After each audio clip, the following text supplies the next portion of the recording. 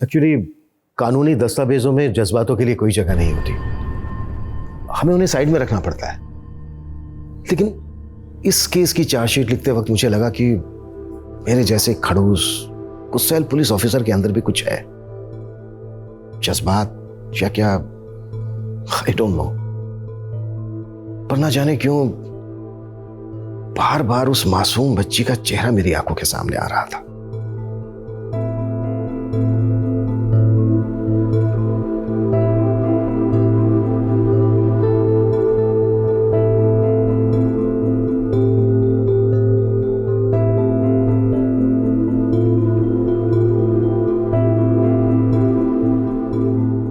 उस अल्लड़ सी नटखट बच्ची की आंखों में एक तूफान था और जिंदगी एक वैशिला जहर।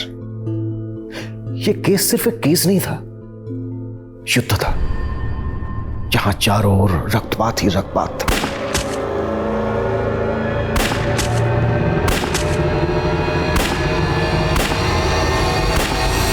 नमस्कार, मैं सोनाली कुलकर्णी क्राइम पेट्रोल 70 के इस नए अध्याय में आपका स्वागत करती हूँ।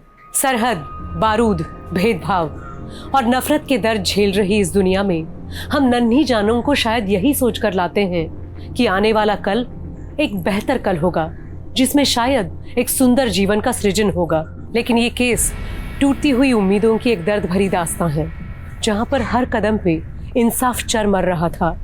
एक छोटी सी जिंदगी, एक छोटी सी बच्ची एक लड़ाई लड़ रही थी। ये लड़ाई गुनाहों की भी थी, इंसाफ की भी। इसमें रहम की मिन्नतें भी थी और दर्द की पुकार भी। किसी से उसका सब कुछ छीन लिया गया था और मानो मासूमियत कह रही थी, मुझे मेरी पहले जैसी पहचान दे दो। ओ आमा शहजादी साहिबा, देख कितना सारा आम। दशहरा, चोषा, सिंदूरी, लैंगड़ा, कौन सा आम खाएगा तू बोल? হ্যাঁ মা বলছি। হ্যাঁ কিন্তু আমি বলছি कि এত সুন্দর। क्या बोला था? हिंदी में बात करना सीखना पड़ेगा ना, बाहर पढ़ाई करने जाएगा फिर हिंदी में बोलो। हाँ, मैं बोल रहा था कि ये इतना सुंदर आमेर दुनिया लोगेरा नहीं दुनिया के लोगों ने लैंगड़ा आम रेखेছে কেন? इसका नाम আছে दुरोसाम, माने हेल्दी आम।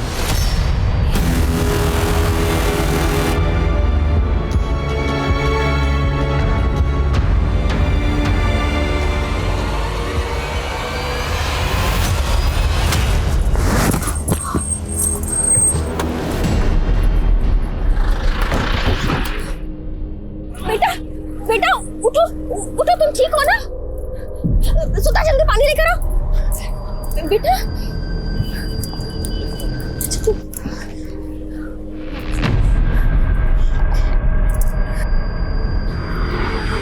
बेटा तुम कैरियां बेचती हो?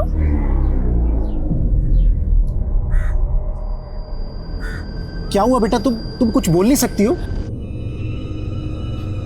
एक काम करते हैं, हम तुम्हारी ये सारी कैरियां खरीद लेते हैं, ठीक है? सुन, पैसे तो पैसे। हाँ। एक काम करो, सारे ये लो। हाँ? ये पानी। हाँ? उठाओ से उठो।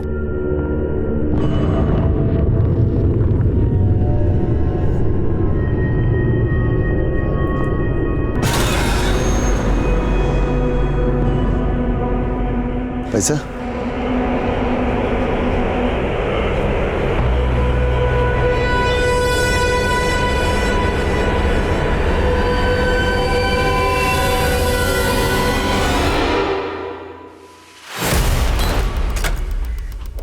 चल। अरे सर क्या हुआ?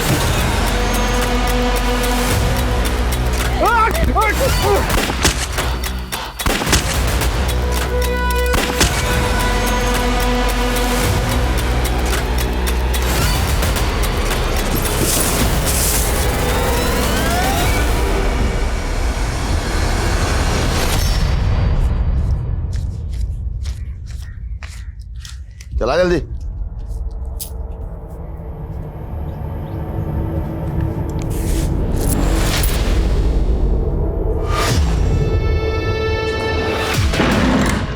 क्या हुआ बंगाल की रानी? चेहरा क्यों उतरा हुआ है? इतना अच्छा धंधा हुआ है, इतनी कमाई हुई है, तो थोड़ा मुस्कुरा। इतनी बड़ी आंख, लगता है टॉनिक देना पड़ेगा। नहीं। सबसे पहले विटामिन एस देता हूँ। Smile smile smile smile smile smile. अरे मेरी पतंग थोड़ी ढील किया थी तो हवा में उड़ने लगी। हाँ खिड़की से कूद मत जाना।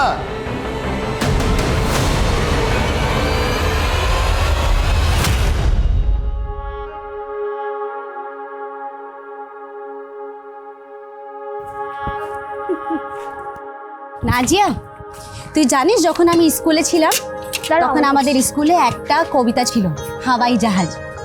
তাহলে মা শোনাও না কবিতাটা। हवाई जहाज फुर फुर फुर, बैठ शहजादी पार कर जाती पेड़ मकान जंगल दुकान फुर फुर फुर, दुबई ईरान फुर না মা, আমি দুবাই ইরান যাব না, আমি তো প্যারিস যাব। এই আমি কি বলেছিলাম, হিন্দি में কথা बोलना सीखो, बंगाली में कम बात करना है। हाँ, আমি প্যারিস जाएगा। ठीक तो है। हमारा शहजादी अगर पेरिस जाना चाहता है तो वहाँ का वीजा लगवा देंगे। সত্যি বাবা? एकेबारे सত্যি। আমি প্যারিস যাব। तुम पेरिस जाएगा और हवाई जहाज में जाएगा।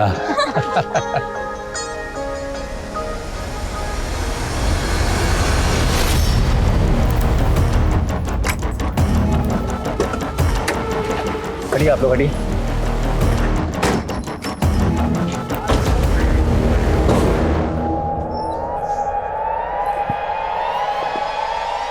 सर, लड़की तो जिंदा है।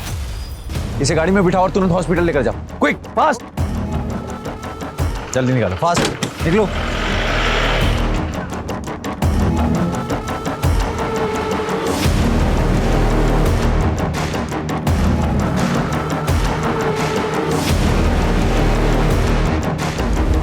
सर, इस लड़की के कान पे जख्म है और जिस लड़की को हमने हॉस्पिटल भेजा उसके कान पे भी जख्म है। सर, मुझे लगता है जबरदस्ती ज्वेलरी लूटी गई है। विशाल, मुझे ये काम उसी गैंग का लग रहा है जो पिछले 3 महीनों में कई सारी फैमिलीज को अपना टारगेट बना चुका है। ये मूवी बिल्कुल वैसा ही है, पहले लूटपाट करना, मर्डर करना और फिर भाग जाना। एक काम करो, जैसे ही उस लड़की को होश आता है सबसे पहले मुझे बताओ। फरीदाबाद आगरा हाईवे पे आज एक फिर बड़ी लूट हुई। ये हाईवे है, ये डेथ रोड। पिछले 3 महीनों में यहाँ 25 लोगों की जानें जा चुकी हैं। आखिरकार पुलिस क्या कर रही है? Print, electronic media, social media, हर जगह हाईवे रॉबर्स की खबर छाई हुई है। 3 महीने में हमें गैंग को नहीं पकड़ पाए। हमारी कोशिश जारी है सर हमें लगा कि सर्वाइव विक्टिम के स्टेटमेंट पे हमें लीड मिल सकती है, लेकिन अफसोस वो लेडी कोमा में चली गई सर। इसका मतलब तुम्हारी इन्वेस्टिगेशन उस विक्टिम के स्टेटमेंट पर डिपेंड है? नो सर, हम और भी एंगल से जांच कर रहे हैं। हर बार की तरह इस बार भी फीमेल विक्टिम के गहनों को लूटा गया, जिसे बेचने के लिए क्रिमिनल किसी न किसी सुनार के पास जरूर जाएगा। सर, हमारे मुखबिर हर तरफ ये पता लगाने की कोशिश कर रहे हैं कि वो कौन सा सुनार है जो लूट के और चोरी के गहने खरीदता है। लेकिन 48 घंटे के अंदर अगर ये गैंग पकड़ में नहीं आया तो मैं ये केस किसी और ऑफिसर को सौंप दूंगा। You may leave now. Sir,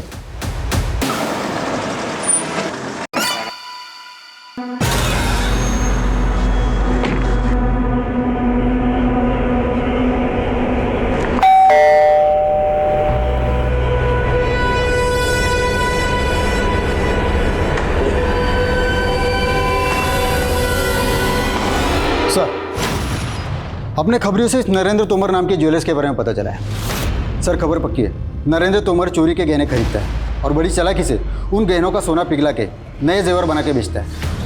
ये हाईवे रॉबरी वाले अपने चोरी के गहने इस नरेंद्र को बेचते हैं, पहले नरेंद्र को उठाते हैं। सर,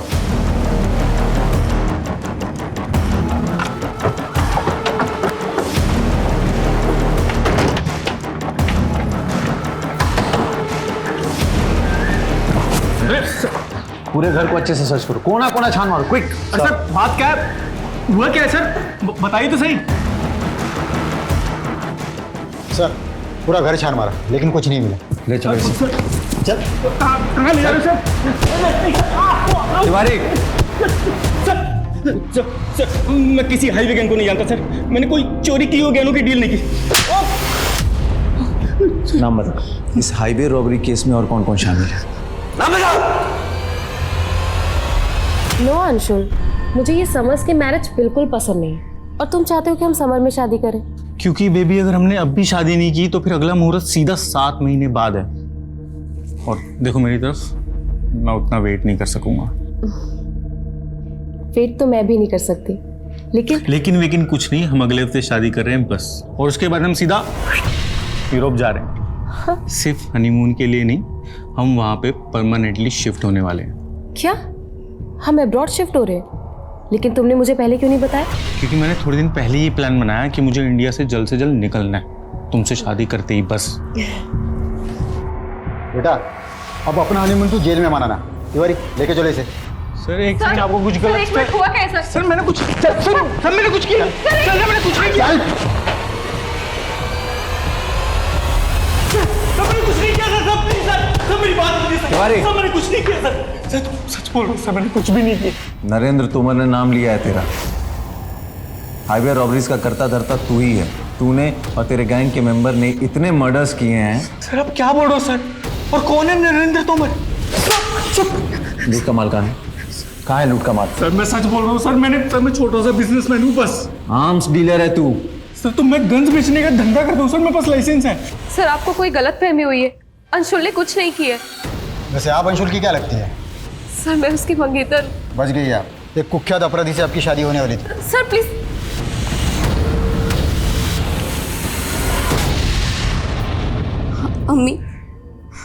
আমি তোমায় এতগুলো চিঠি লিখেছি, কিন্তু তবুও তুমি আমায় ফরিদাবাদ থেকে নিতে আসোনি। তাড়াতাড়ি আসো না মা, আমার তোমার কথা খুব মনে পড়ে মা।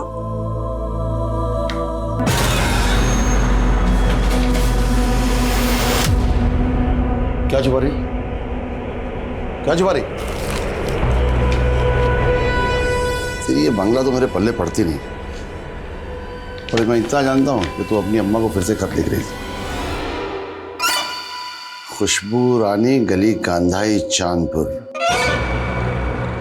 तेरा ये खत मैं डाक खाने तक पहुंचा दूंगा। फिलहाल मैं तेरे लिए चने लाया हूं,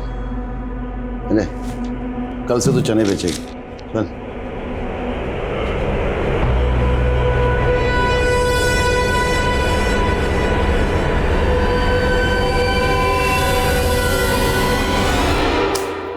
इस बार चना का पैदावार 50 क्विंटल हुआ है। ये 20 क्विंटल पैसे क्यों दे रहा तुम्हें? आपको बताया था ना, बाकी का चना में घुन लग गया था। घुन लग गया है या सारा बेच के तू खा गया है? तुझको हमने रिश्तेदार समझा था और तू हमको धोखा दे रहा है। दादा कॉलर छिड़ दो, वरना क्या की कोरे ने भी तू ही की कोरे ने सच कर दो। आदेश छाड़ बोलो, बस छाड़ बोलो तो तू देख लेना। देख ले क्या फिर सच कर दो तुम्हें मेरे फिरोगे।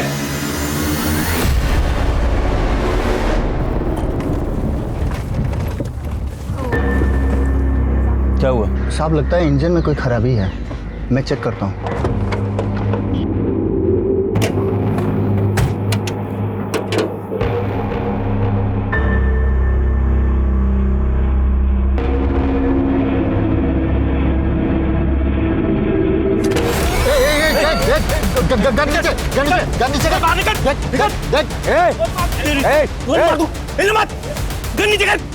गोली मार दूंगा। रख रहा हूँ।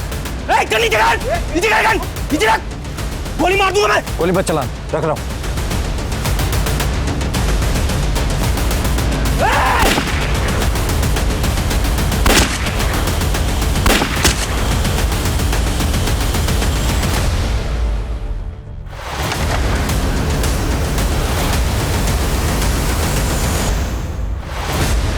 पुलिस ने हाईवे रॉबरी में जिन 2 लोगों को गिरफ्तार किया था उनका एनकाउंटर कर दिया गया है। और गौर करने वाली बात यह है कि इसमें एक नामी ज्वेलर नरेंद्र तोमर और दूसरा सरकारी आर्म डीलर अंशुल मेहता। क्या वाकई ये दोनों इस रॉबरी के किंग पिंग है? और आखिर ऐसा क्या हुआ कि पुलिस ने इनका एनकाउंटर कर दिया? अंशुल मेहता की मंगेतर शैलजा गोयल ने सोशल मीडिया के जरिए पुलिस पे गंभीर इल्जाम लगाते हुए ये लिखा है कि ये एक फेक इनकाउंटर था, जो कि काफी तेजी से वायरल हो रहा है। इसके मुताल्लिक उन्होंने एक वीडियो भी रिलीज किया है। पुलिस अपनी नाकामी छुपा रही है, वो असली गुनहगारों को पकड़ नहीं पाए और अंशुल के खिलाफ साबित करने के लिए उनके पास कोई सबूत नहीं था, इसीलिए उन्होंने उसका फेक एनकाउंटर किया। सर अंशुल की मंगेतर पुलिस पर यह आरोप लगा रही है कि एनकाउंटर फेक है। देखिए, हमने एक SIT टीम का गठन किया है जो इस एनकाउंटर की जांच और हाईवे रॉबर्स को जल्द से जल्द पकड़ने के लिए प्रतिबद्ध है। Sir one more question. इस केस ने जल्द ही ऐसा तुल पकड़ा कि पुलिस एनकाउंटर की सत्यता की जांच करना पुलिस महकमे के लिए बहुत जरूरी हो गया।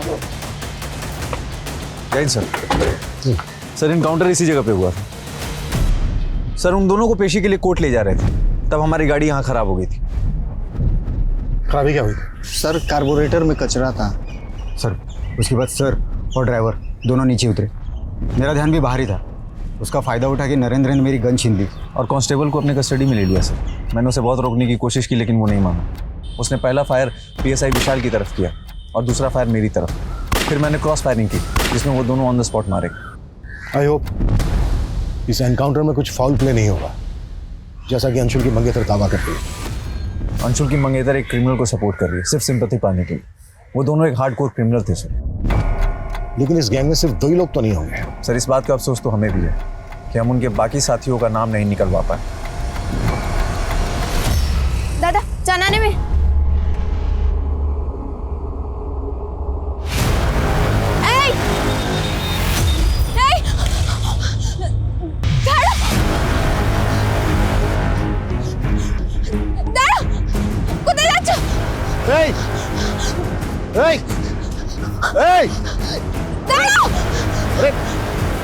कहाँ जा रही? वो जो ऑटो में वो लड़की ने हमारे मर्डर को रिचिलो। क्या बोल रही है? उसी ने हमारा मर्डर किया था। नरेंद्र और अंशुल के स्टेटमेंट से तो यही जाहिर होता है कि दोनों इस हाईवे रॉबरी में इन्वॉल्व थे।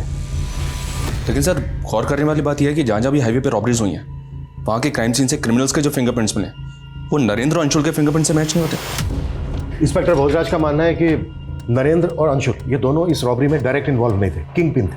मतलब ये कि असली रॉबर्स अभी भी फरार है जो नरेंद्र और अंशुल से कनेक्टेड हो। इनकी एक एक डिटेल पता करनी होगी। अच्छा वो जो विक्टिम सर्वाइव कर गई होश में कब तक आ रही है? सर डॉक्टर्स का कहना है कि वो लेडी रिकवर कर रही है, लेकिन उसे होश कब तक आएगा सर ये कहना थोड़ा मुश्किल है। इस रॉबरी से पहले आगरा फरीदाबाद हाईवे पर 4 रॉबरी और हुई। डिटेल्स दिखाऊंगी। ये देखिए सर, पिछले सभी वारदातों में कोई भी विक्टिम नहीं बचा था सर। और अजीब बात यह है कि हर बार क्राइम सीन से कुछ ना कुछ अजीब मिला था।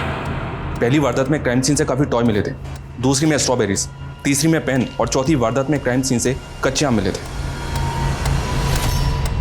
लेकिन इस सबका इस रॉबरी से क्या कनेक्शन हो सकता है? इन रॉबरीज में विक्टिम को शूट किया गया था। अंशुल एक आम डीलर है, हो सकता है उसकी पिस्टल इस्तेमाल की गई। उसकी शॉप पर जितने भी गन है उन सबकी जांच करवाओ और पेपर भी चेक करवाओ। Okay sir.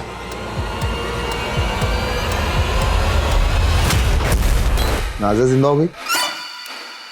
कोई नशा तो नहीं किया तूने? होश उड़ गए थे मेरे, अपनी आंखों से उसे जिंदा देख के आ रही हूँ। अरे ऐसा कैसे हो सकता है? उसकी लाश को मैंने खुद ठिकाने लगाया था।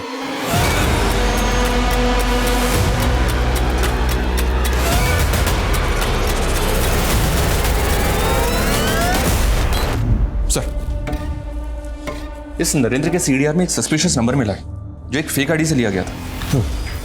और अंशुल का नरेंद्र के साथ कोई कनेक्शन मिला? जी नहीं सर, अंशुल की शॉप में जितनी भी गन्स मौजूद हैं सबकी जांच करवाई, उनके पेपर्स भी चेक किए, लेकिन कोई भी गन रॉबरी में इस्तेमाल नहीं हुई है। हो सकता है जो गन रॉबरी में इस्तेमाल हुई हो वो अंशुल ने कभी शॉप पे रखी ना हो। और एक बात सर, ये अंशुल का फादर अभी जेल में बंद है और अंशुल की मंगेतर शैलजा एक ही बात बोल रही है कि एनकाउंटर फेक था। शैलजा से मिलते हैं एक बार। सर मैं पहले भी कई बार कह चुकी हूँ, अंशुल एक ऑनेस्ट इंसान था, वो किसी भी क्रिमिनल एक्टिविटी से नहीं जुड़ा था। और अंशुल के फादर? मालूम है ना, अंशुल के फादर एक्सटॉर्शन, फिरौती, मर्डर के केस में पिछले 8 साल से अंदर है। सर अगर अंशुल के फादर जेल में थे तो इसका ये मतलब नहीं कि अंशुल क्रिमिनल था, और वैसे भी वो अपने फादर से बहुत पहले रिश्ता खत्म कर चुका है। तुम कब से जानती थी अंशुल को जो उसको लेकर इतना कॉन्फिडेंट हो? 2 साल से, और मैं तभी से जानती हूँ कि उसके फादर क्रिमिनल है। उसके बाद भी मैंने उसके साथ दोस्ती की क्योंकि मैं जानती थी कि वो एक अच्छा इंसान था। तुम तो ऐसे। हेलो सर उस लेडी को होश आ गया है, इसकी फैमिली हाईवे रॉबरी में मर गई थी।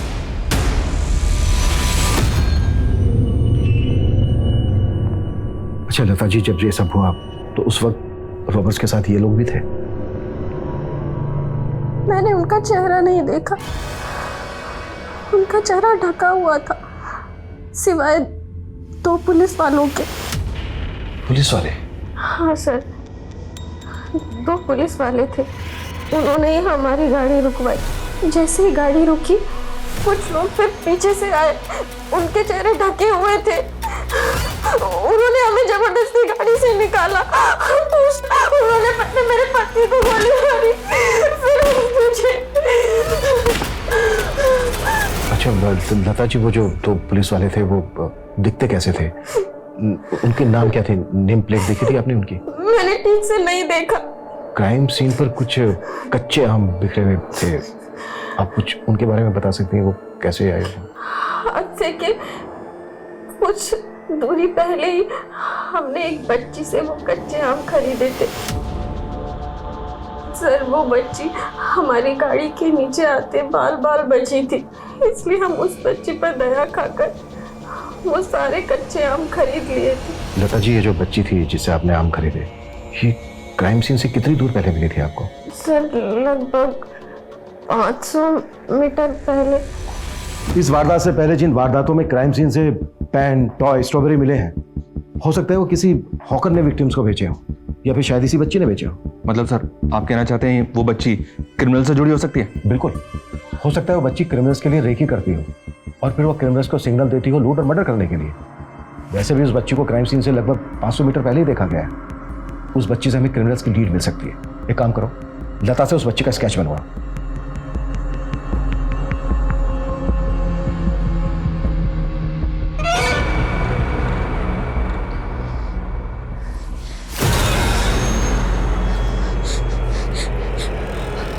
हमें छेड़ दो प्लीज, हमें छेड़ दो।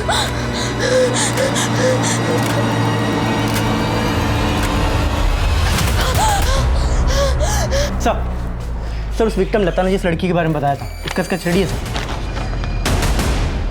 ये स्केच अपने सारे खबरी और आसपास के थानों में सर्कुलेट करो। जल्द से जल्द इस लड़की की पहचान पता करो। Okay sir.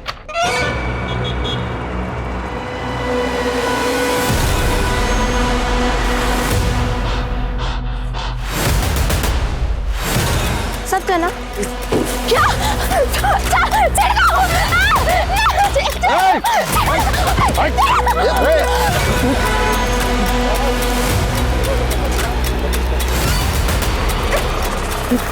कौन था? कौन था?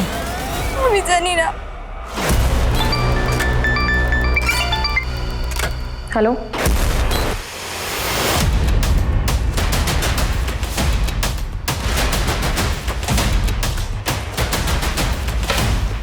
जी बोलिए।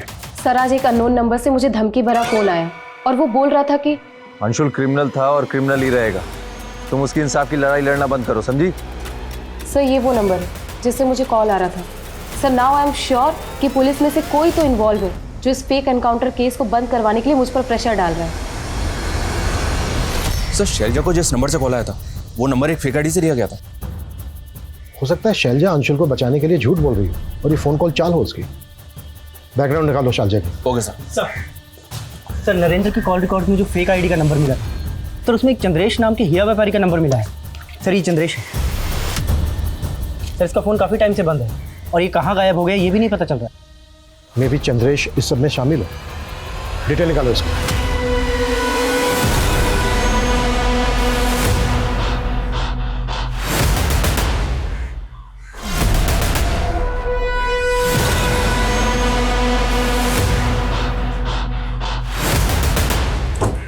हाँ सर, इस लड़की को अक्सर मैंने एक बूढ़ा आदमी के साथ देखा है। वो वहीं पे सामान बेचा करती थी। बूढ़ा आदमी? हाँ सर। अच्छा, उसका कुछ एड्रेस वगैरह पता है? नहीं सर। अच्छा, तुम उस आदमी का स्केच बनवा सकते हो जिसे तुमने इस लड़की के साथ देखा? मैंने कहा ना, मेरे बिना बाहर नहीं जाएगी। तू रुक, मैं देखता हूँ।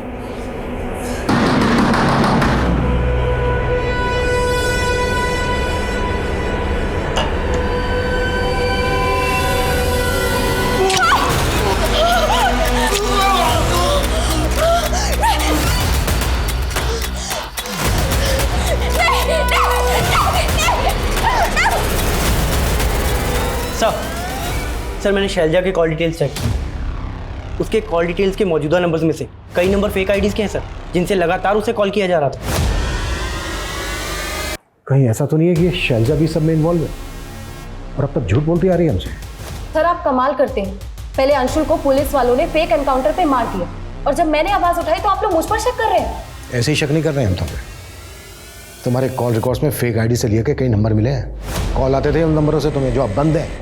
क्यों आते थे उन नंबर से कॉल? ये देखो। चुप क्यों हो गई अब? बोलो किसके नंबर है ये सब? मुझे नहीं पता, लेकिन इन नंबर से मुझे कई बार ब्लैंक कॉल्स आए हैं। Blank calls? हाँ, और सिर्फ ब्लैंक कॉल्स ही नहीं, बल्कि कोई लड़का है जो मुझे हर रोज फोन करके परेशान करता था। तुम्हें मैंने कितनी बार कहा है कि मुझे फोन करके परेशान करना बंद करो? समझ में नहीं आता तुम्हें? और सिर्फ कॉल ही नहीं करता था, बल्कि आए दिन मेरे घर के सामने गिफ्ट्स और लेटर्स छोड़कर जाता था।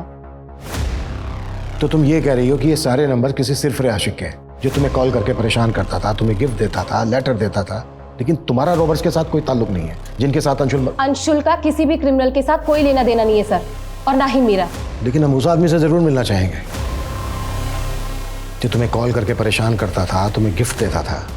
वो गिफ्ट तो होंगे ना तुम्हारे पास? जी।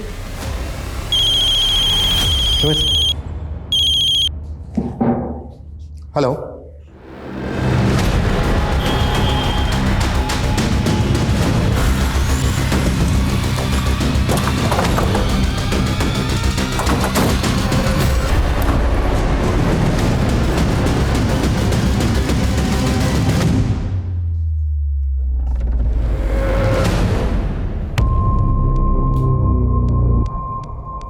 सर ये कंफर्म है, ये वही आदमी है जो कैरी बेचने वाले उस बच्ची के साथ रह रहा था। ये देखिए। मनीष, बच्ची को ढूंढो, यहीं कहीं होनी चाहिए। सर। स्लाइड। सर। पकड़ चेक करो।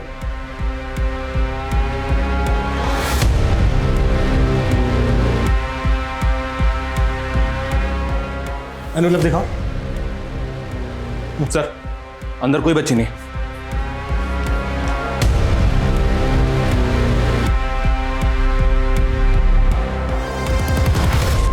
हाँ सर, ये बच्ची यहाँ रहती तो थी, पर अब पता नहीं कहाँ है। नाम क्या है बच्ची का?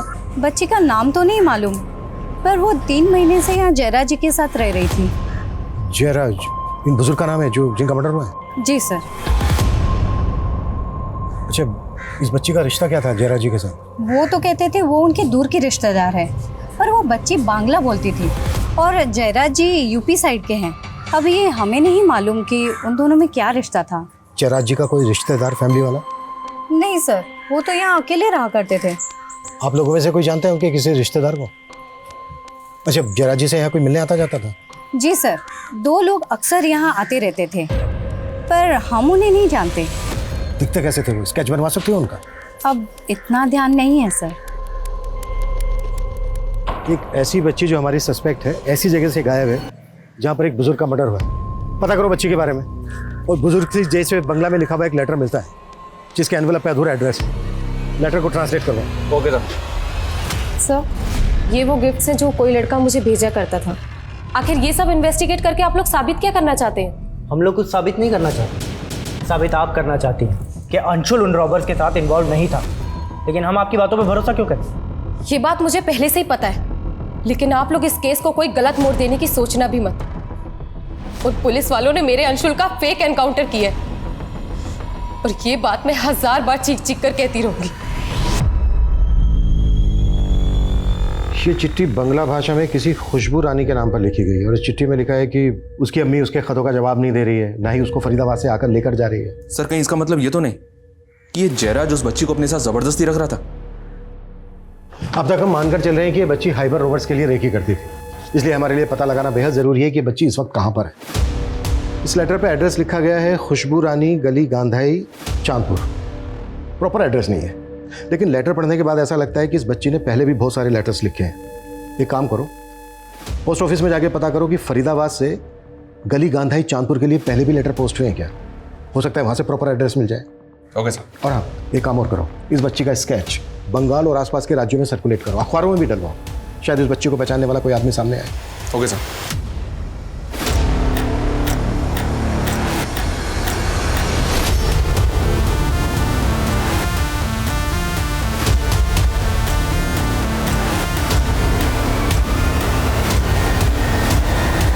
हाईवे रॉबरीज और इतनी निर्मम हत्याओं के केस में लीड ढूंढती एसआईटी अब सोच रही थी कि एक बच्ची इतने खूंखार क्रिमिनल्स के गैंग का हिस्सा होगी, लेकिन वो बुजुर्ग कौन थे जिनके साथ वो बच्ची रह रही थी? उस बुजुर्ग की हत्या किसने की थी और वो लोग कौन थे जिन्होंने उस बच्ची को पहले भी मारने की कोशिश की थी। और आखिर एक रिटायर्ड मजिस्ट्रेट का उस बच्ची से क्या वास्ता था जो उस बच्ची का स्केच अखबार में देख के वो चौंक गए थे। उस बच्ची की जिंदगी कई उतार चढ़ाव से गुजरी थी। 6 महीने पहले वो एक ऐसे चक्रव्यूह में फंसी थी जो इस केस को कई चौंकाने वाले एंगल्स देने वाला था। তুই চিন্তা করবি না, হ্যাঁ? সাহাব আসবে, সাহাবকে সব বলে দিবি, তারপরে তোকে ঠিকঠাক ঘরে পৌঁছে দেবে। সাহাব নমস্তে। नमस्ते जी, नमस्ते बताइए करो, नमस्ते करो। क्या हुआ?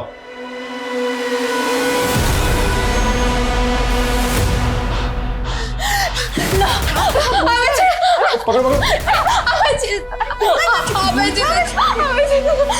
क्या हुआ इस बच्चे को? और ये कौन है बच्ची? साहब ये ना मेरे दुकान के बाहर ही खड़ी थी और रो रही थी।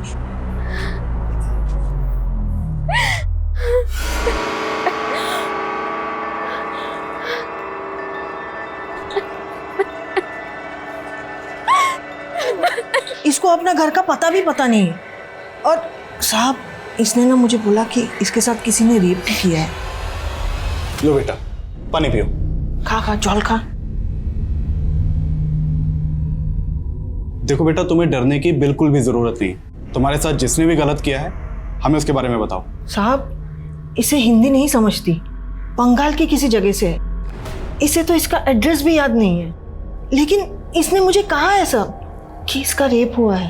पहले हम बच्ची का मेडिकल करवाते हैं। जानवी,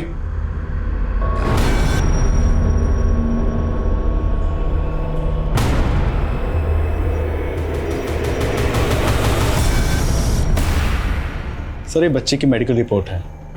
सर रिपोर्ट से ये तो कंफर्म नहीं हुआ कि बच्ची का रेप हुआ था, लेकिन बच्ची सेक्सुअली एक्टिव थी और इस बच्ची की उम्र महज 14 से 15 साल की होगी।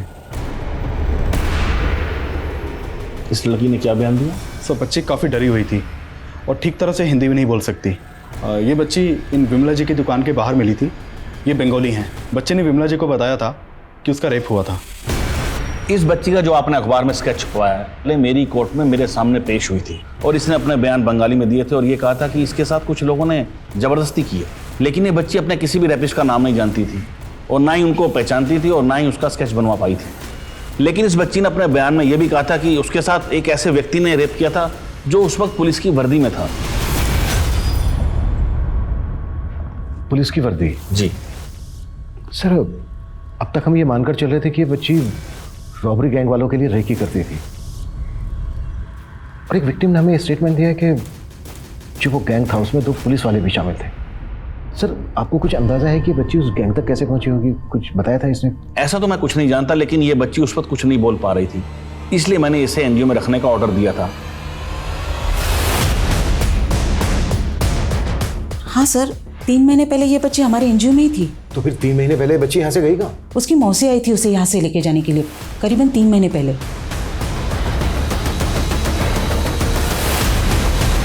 जब उसकी मौसी आई थी उसको लेने, आपने लोकल पुलिस को इन्फॉर्म किया था? नहीं सर, मुझे लगा उसकी फैमिली आ गई तो मैंने उसे जाने दिया। क्या ऐसा तो नहीं है कि किसी के इशारे पे किया आपने ये सब? No sir, it's just a mistake. उस लड़की की डिटेल दीजिए हमें। 98754389। नंबर तो बंद आ रहा है, जाहिर सी बात है नंबर फेक होगा और एड्रेस भी। नाम क्या था उसका? सर उसका नाम नफीसा था। फोटो दीजिए उसका। जी ये रही। इस एनजीओ के बारे में इंक्वायरी करो। नाजिया का कहना है कि किसी पुलिस वाले ने भी उसका रेप किया था। इस केस के तार बहुत दूर तक जुड़े हो सकते हैं। कैसे भी करके हमें पता लगाना है कि इस वक्त नाजिया है कहाँ। एकदम चुप, एकदम चुप।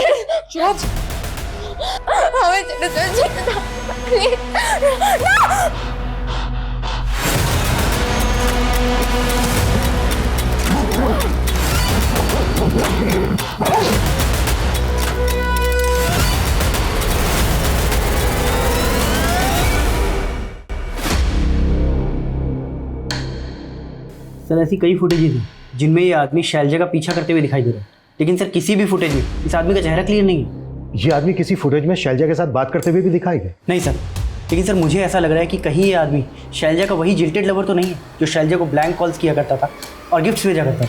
पता करो ये आदमी कौन है। अंशुल मेहता और नरेंद्र तोमर के पुलिस एनकाउंटर को एक फेक एनकाउंटर कहने वाली शैलजा का अतीत क्या एसआईटी को वाकई कोई लीड देने वाला था? और एसआईटी नाजिया का अतीत जानने के लिए इतनी इच्छुक क्यों थी? क्या वाकई कोई ऐसा पुलिस वाला था जो नाजिया का रेप कर रहा था? लेकिन काफी कोशिशों के बाद एसआईटी ने यह जरूर पता कर लिया था कि नाजिया 2 साल पहले पश्चिम बंगाल के चांदपुर इलाके से लापता हुई थी। करीब 2 साल पहले आप लोगों ने नाजिया की मिसिंग कंप्लेंट फाइल करवाई थी। आखिर वो फरीदाबाद कैसे पहुंची, गायब कैसे हुई थी वो? हमको नहीं मालूम साहब। देखिए, एक लंबे समय तक नाजिया के साथ रेप किया जा रहा था। उसके बाद उसको एक एनजीओ में रखा गया जहाँ से नफीसा नाम की औरत उसको लेकर गई। एनजीओ वाले ने हमें बताया कि वहाँ उसने अपने आप को नाजिया की मौसी बताया था। ये है वो नफीसा। साहब ये नफीसा नहीं है, ये तो रूपा है। रूपा है, हमारे गांव में रहती थी और ये नाजिया की मासी नहीं है। ये तो नाजिया को जानती थी बस। ये रूपा आपके गांव में रहती कहाँ? यही पास में रहती थी साहब, लेकिन उसे सालों से किसी ने नहीं देखा। मतलब रूपा हमारी बेटी को लेकर गई? हो सकता है। अच्छा, रूपा के बारे में कोई और इन्फॉर्मेशन दे सकते हो आप लोग? नंबर है उसका आपके पास? है ना साहब, नंबर है, लेकिन सालों से उसका नंबर बंद है। कोई बात नहीं, आप हमें दीजिए।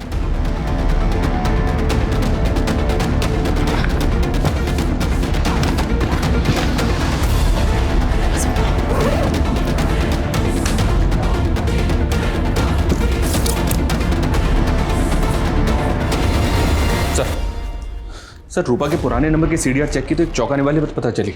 इसके कॉल रिकॉर्ड्स में कई पिम्स के नंबर हैं जो अभी इनएक्टिव हो चुके हैं। रूपा के कॉल रिकॉर्ड्स में जितने भी पिम्स के नंबर हैं उन सब की डिटेल निकालो। हो सकता है वहां से हमें रूपा के बारे में लीड मिले। जी सर। मनीष, ये बच्ची नाजिया खुद एक रेप विक्टिम है और एक हाईवे रॉबरी के केस में आके अटक गई है। इस नाजिया की तलाश ने इस केस को बुरी तरह से उलझा दिया सर। समझ में नहीं आ रहा कि इस केस का डायरेक्शन क्या होगा। इस केस का डायरेक्शन चाहे जो भी हो, पर इस बच्ची को ढूंढने की इच्छा मेरी बढ़ती जा रही है। सिर्फ इसलिए नहीं कि ये मैं हाईवे रॉबरी गैंग की लीड दे सकती है, बल्कि इसलिए कि बच्ची एक दलदल में जाके फंस गई है और मुझे लगता है इस बच्ची को उस दलदल से निकालना बेहद जरूरी है। सर मैंने शैलजा और अंशुल दोनों की पिछले 2 सालों की कई बातें पता की हैं सर। ये शैलजा अपने पेरेंट्स के साथ कानपुर में रहा करती, जहां उसे एक रिश्ता आया था, जिस रिश्ते को शैलजा ने बिना लड़के को देखे ठुकरा दिया था। हाँ, लेकिन इस सब का हमारे कैसे क्या कनेक्शन? कनेक्शन है सर, क्योंकि इंस्पेक्टर भोजराज कानपुर बैच का है और शैलजा ने जिस रिश्ते को ठुकराया था वो और किसी का नहीं, इंस्पेक्टर भोजराज का ही था। ये एक महज इत्तेफाक है कि मेरे घर वालों ने मेरी शादी 2 साल पहले शैलजा के साथ फिक्स कर दी थी। जब मैंने अंशुल को अरेस्ट किया मुझे नहीं पता था कि शैलजा उसकी मंगेतर है। लेकिन एक पुलिस वाले होकर तुम एक लड़की को स्टॉक कर रहे थे, ब्लैंक कॉल और गिफ्ट देकर उसे परेशान कर रहे थे। ये जितनी बातें आप कह रहे हैं कि मैं ऐसा कर रहा था, इसका कोई प्रूफ है आपके पास या फिर ऐसे ही बस? प्रूफ तो हमारे पास इस बात का भी नहीं है कि अंशुल मेहता का रॉबरी गैंग से कोई ताल्लुक था। तुम्हारे पास है कोई प्रूफ? सब खेल था तुम्हारा। अब तुम अपना क्या मान रहे हो या मनवाए हम? सर, मैं मानता हूँ मैं उन रॉबर्ट से गहने खरीदता था, लेकिन वो कौन है सर मैं नहीं जानता। वो मेरा फोन पे उनसे कांटेक्ट होता था, गहने लेकर आते थे, मुझसे पैसे ले जाते थे और जो बंदा आता था वो मुंह ढक कर आता था सर। देख, अगर तुझे इस रॉबरी केस से बचना है तो तुझे कहना होगा कि अंशुल मेहता नाम का एक आदमी है जो तेरे कांटेक्ट में है और वो उन रॉबर्स में से एक है। मुझे पता था कि नरेंद्र के जरिए मैं उन रॉबर्स तक नहीं पहुंच सकता, लेकिन अंशुल को अगर रास्ते से हटा दिया तो मैं शैलजा की जिंदगी में दोबारा वापस जरूर आ सकता हूँ। मैंने ही नरेंद्र को कहा था कि अंशुल का नाम ले, उसके बदले कोर्ट ले जाते वक्त मैं उसे भागने में मदद करूंगा।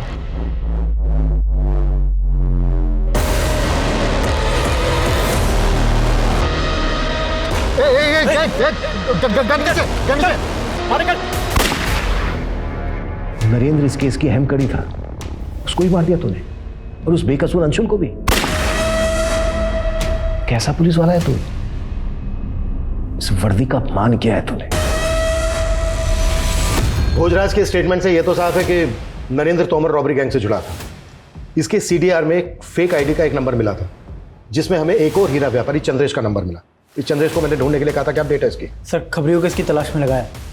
खबरियों को तलाश में लगाया, बस हो गया? कैसे भी करके चंद्रेश मुझे अंदर चाहिए। और रूपा को कैसे ढूंढ रहे हो तुम लोग? और रूपा की कॉन्टैक्ट लिस्ट में जितने भी पिम्प थे उनकी क्या अपडेट है? सर, उसकी भी तलाश जारी है। सर मैं नाजिया मिसिंग केस में बेंगलोर पुलिस की इन्वेस्टिगेशन को स्टडी कर रहा था। उस केस में एक एंगल ऐसा था जिसको बेंगलोर पुलिस ने इन्वेस्टिगेट किया ही नहीं था। कैसा एंगल?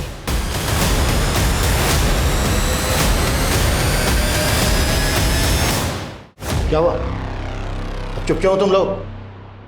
दुबई के उस शेख के साथ क्या वास्ता है तुम लोगों का? कहीं ऐसा तो नहीं है कि दुबई के उस शेख के साथ नाजिया की शादी करवा दी थी तुम लोगों ने? किंतु सर नाजिया तो लापता है। तो फिर दुबई के उस शेख ने तुम्हारे अकाउंट में पैसे क्यों ट्रांसफर किए थे? ये नहीं बताएगा साहब, हम बताते हैं आपको। ये नाजिया का शादी वो दुबई के शेख के साथ कराने वाला था। सर हम क्या करते हैं? सर हमारे एक रिश्तेदार है आफाक, उसने हमारा सारा जमीन कब्जा कर लिया है। लाखों को जमीन तो कब्जा कर ही लिया है। कोर्ट के चक्कर मारते मारते ताने ताने का मोहताज हो गया था। मैं क्या करता सर? पैसों के लालच में तूने अपनी बेटी का सौदा कर दिया? कैसा बाप है रे तू? ये वही करने वाला था, लेकिन हम नाजिया का अच्छा चाहता था।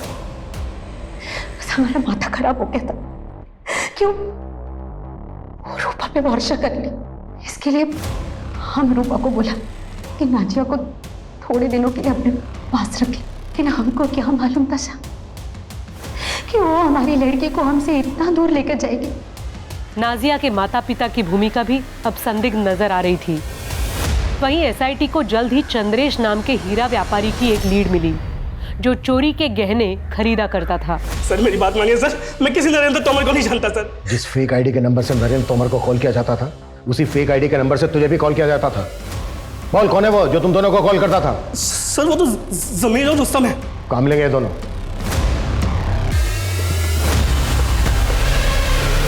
पकड़ो सबको।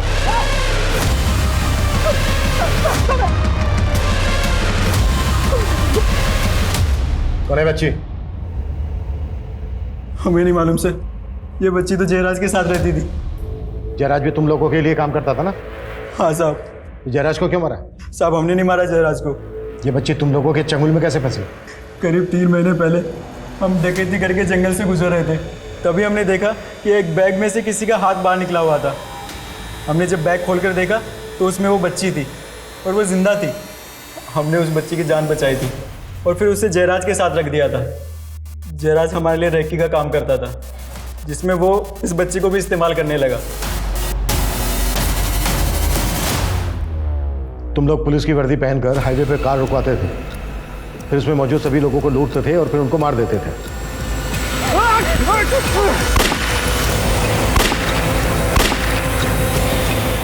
हमें पता चला है कि कोई पुलिस की वर्दी वाला आदमी उसका रेप करता था। तुम में से ही था ना कोई? कौन था? नहीं साहब, हमने बच्ची का रेप कभी नहीं किया, लेकिन साहब हमने उसे झांसा दिया था कि बंगाल से उसकी फैमिली को ढूंढ निकालेंगे, इसीलिए साहब वो हमारे साथ काम करती थी। साहब जिस रूपा के बारे में आपने पता करने के लिए कहा था उसके बारे में पता चल गया। ये रूपा पहले खुद का धंधा करती थी, बाद में मेरे आदमी ने पता किया तो पता चला इसका कोई दलाल था, जाकिर नाम का। एक बात और पता चली, जाकिर किसी का खबरी भी था। किसका खबरी था? अभी तक तो पता नहीं चला है, लेकिन शायद किसी पुलिस वाले का है। तेरे पास जाकिर का कोई फोटो है? हाँ सर।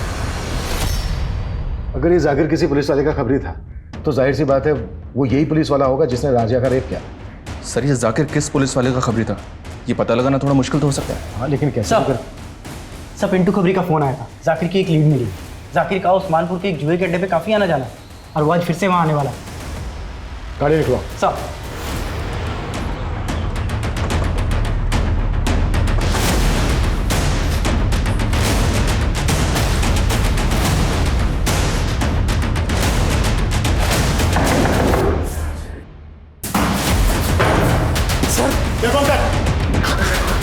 बोल नाजिया का। सर बोल। सर बताता हूँ सर। अरे हाँ, चिंता क्यों कर रहे हैं आप? अरे बेफिक्र रहिए, बस हो जाएगा काम आपका। हाँ अरे निश्चिंत तो थाको तुम्हें, काम हो जाएगा बिल्कुल। हाँ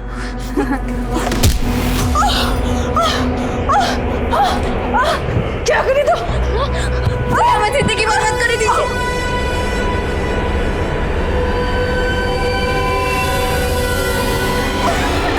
नहीं नहीं नहीं बेटा छोड़ उसको, छोड़ छोड़ छोड़ छोड़ बेटा छोड़, हट बेटा हट। मनीषा लेके चलो इसको। बेटा डरो मत, हम पुलिस, कुछ नहीं होगा तुम्हें। हम फरीदाबाद में मेड का काम करता था और एक्स्ट्रा पैसा कमाने के लिए हम सेक्स रैकेट से जुड़ गया। तभी हमारा मुलाकात जाकिर से हुआ था। हम जानता था कि वर्जिन लड़की का मार्केट अच्छा है, इसलिए जब नाजिया की माँ नाजिया को हमारा पास छोड़ के गया तो हमारा मन में लालच आ गया और हम उसको फरीदाबाद लेके आ गया। आओ अंदर आओ नाजिया। और जाकिर उसको धंधे पे बिठा दिया।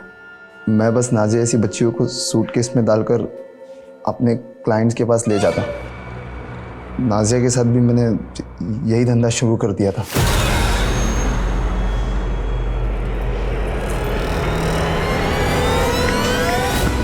एक दिन अचानक वो तंग आकर भाग गई और किसी पान वाली को मिली जो उसे पुलिस के पास लेकर गई।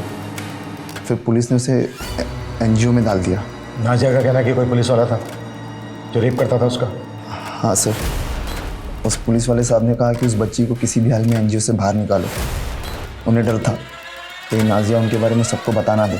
हम जाकिर के कहने पे ही नाजिया को एनजीओ से हटाया था और वापस जाकिर को सौंप दिया। वो पुलिस वाला कौन था जो नाजिया का रेप करता था? चलो ये लो साहब, आपके गले की हड्डी एनजीओ से निकाल कर लेके आया इसको।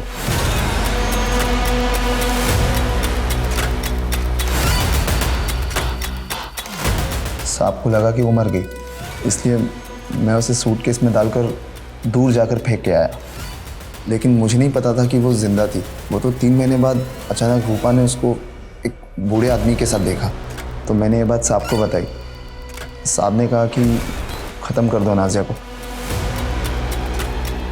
वो बच्ची फिर हाथ से निकल गई। फिर मैं उस बुड्ढे को मारकर, साहब ने कहा कि नाजिया को मार दो, लेकिन मैंने सोचा अगर मारना ही है तो क्यों ना कुछ और पैसे कमा लूँ उससे, इसलिए अब तक मैंने उसको ज़िंदा रखा था।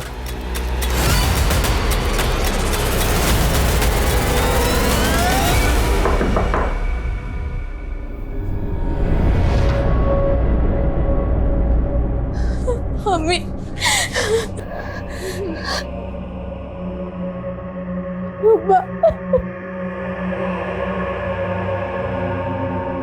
मुझे नहीं पता कि नाजिया का फ्यूचर अब क्या होगा, कैसा होगा,